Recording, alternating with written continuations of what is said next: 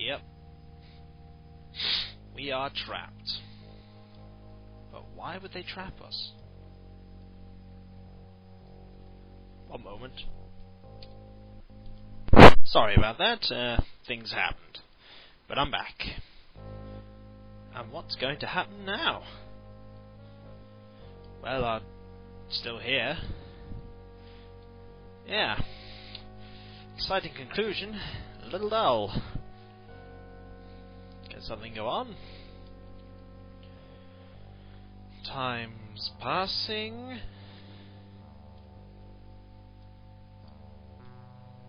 You I did this first time, this bit bugged out. It looks like it's gonna work.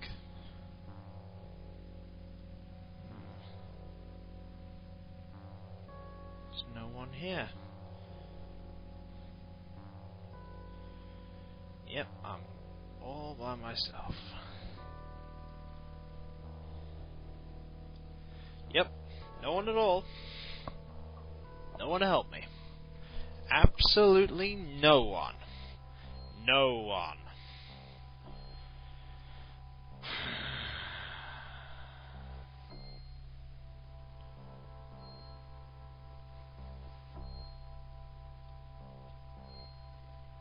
Ooh! It's Joe! Joe, buddy! What are you doing? He's activating the death gas.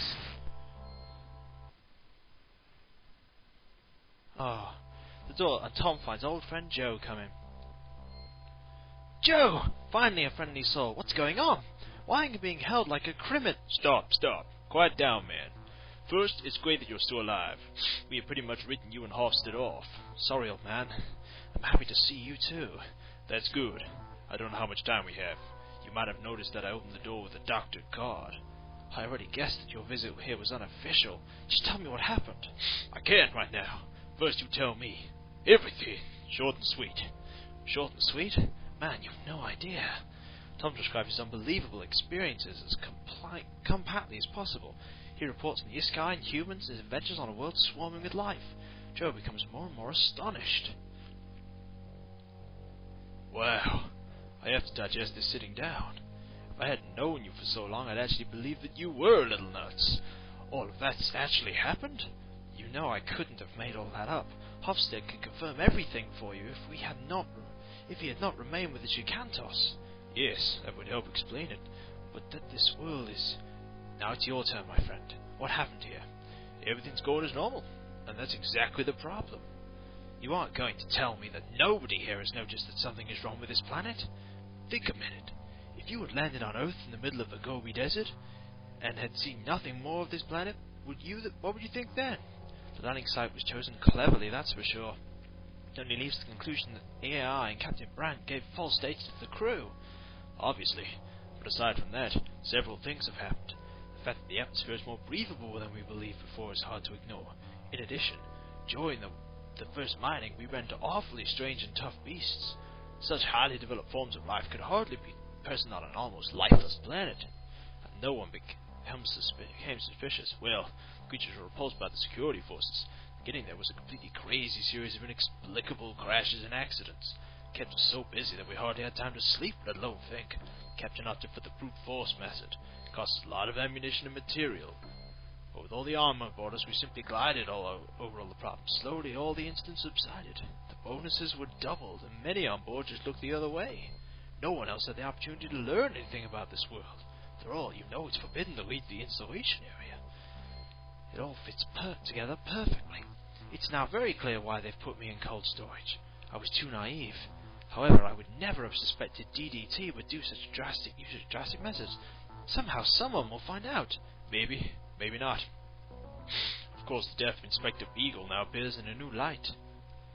Right. He could have noticed the manipulation of the probe data and tried to make contact with his office when they discovered him. The intentional overloading of the overseas console can only be done by Ned, the onboard computer. If the AI is actively involved in the whole affair, we have to assume that... Then we should be very careful. There's not much on board. The Toronto, which cannot be controlled by the AI. Nevertheless, we have to get out of here and talk with the other people on board. I know a lot of them. When they when they know everything about this world, I can imagine they will continue. They can't imagine they continue to work in the destruction of the planet. Bonus or no, Maybe. In any case, it's going to be trouble enough just to stop the operation. but that's not the problem. The problem's the AI. What can it do? Cut off our power? Ned may have cameras, but there certainly aren't machine guns screwed to them. A couple of weeks ago, I discovered something that only a few people on board know. There is not just one of the artificial bodies within the AI communicates with us. There are dozens, and the things are dangerous, especially in this number. If Ned is in the position to control all bodies at the same time and gets serious, there will be a massacre. Oh, you're kidding me. You mean DDT would use force against its own people? You can figure that out for yourself. If a ship of this size does not fulfill its mission, it's a major financial loss. It will be the end of the company. That's a motive for extraordinary efforts and measures, don't you think? Okay. I could tell you a long story about how this planet and its inhabitants have become a part of me on my long journey here and so forth. I'll add only one thing. This world will only be dug up over my dead body, okay? Joe looks at Tom quietly for a while.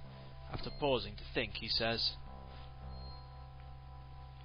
There must be fantastic places in this world, and I would surely like to see them. I'm sure I'll regret it, but I'm with you. What can I say? How about thank you? Ha! Forget it. Do you have any idea what we can do next? We'll have to try and paralyze the AI's energy supply. Then we can speak to the entire crew and the security people. I'm assuming that the security people aren't all bloodthirsty. Then we could have a little revolution without running the risk of a bloodbath by the AI bodies. I'm assuming we can't simply pull the plug on the AI, right? I knew you were going to ask that. The central computer which contains Ned artificial mind is located in a special housing which even outer space conditions can't hurt. The energy supply is wireless. Our only chance lies in the central control room with a fusion power plant. There has to be a console which can interrupt the energy transfer to the AI. What are our chances of getting in there?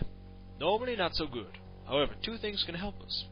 First, the power plant is in the same section we're in now. Secondly, the AI is confirmed with the captain, probably about you, right now. Ned's verbal communications with the human being always requires more computer time than all other tasks. This means that the Toronto continues to be controlled, but other computer-intensive tasks are suppressed. For example, the visual evaluation of camera pictures. To cut a long story short, we could try to reach the power plant room unnoticed through the service level, cut off the AI, and tell people on board about this planet. Sounds good. Off to the power plant. That's all you can say about it? Well, first we have to find an access to the service deck. They've cleared this section. We shouldn't leave this section. Otherwise, we'll have security down on our backs immediately. They will look us up before you can let out a peep of your story. Sounds good. Let's go. So we've learned so many new things. And more importantly, we gain a new companion. Joe. Joe is a level 12 technician. And no, I'm not kidding. He's a level 12 technician. You can't drop this. You can't drop that. You can't drop this. That's his camera. Joe is awesome. Combat should be like that for now. It's only pity I didn't bring a weapon for him. But yeah, we can talk to him. Thanks again for helping me out. Hey, you know I can't tell you. Hey, you know you can't tell when I'm blushing. Anyway, I trust you more than the company. Of course, if it turns out you're talking nonsense, I'll be oh so glad to tear you apart. So, we figured out the true crux of the plot. We figured out the true intentions of the company. Why Inspector Beagle died. Everything is now starting to make sense. And that is where I shall stop. So, until then, later folks. Until later.